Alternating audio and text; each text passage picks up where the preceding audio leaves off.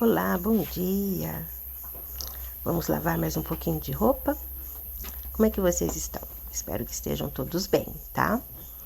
E hoje, gente, eu peguei lençol da cama, tirei lençol, toda a roupa de cama, né? Menos a colcha. Peguei também o forro do sofá, porque, olha, é muita poupança sentando, né? Todos os dias, né?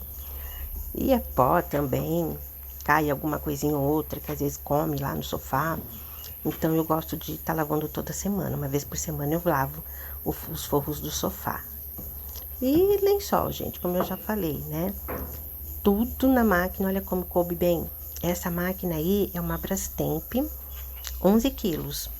Ela é antiguinha, gente. Olha que eu comprei essa máquina usada. Mas pensa em uma máquina boa. Muito boa, viu?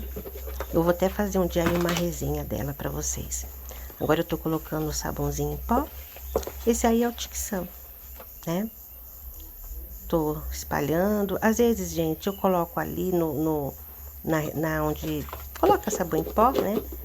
Às vezes eu diluo na água, mas hoje eu tô colocando, é assim mesmo, na roupa. E agora eu tô colocando um pouquinho de amaciante. Esse amaciante eu diluí. Tem até o vídeo aqui no canal, tá bom? Vou deixar aqui pra vocês verem que eu fiz a resenha, gente, todinha desse amaciante. Por favor, vejam lá, tá? Vou deixar no finalzinho pra vocês.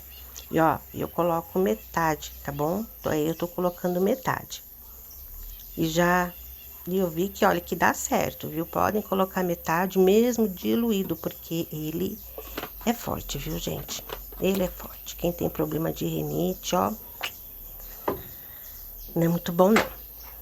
E agora, a gente vai colocar a maquininha pra funcionar.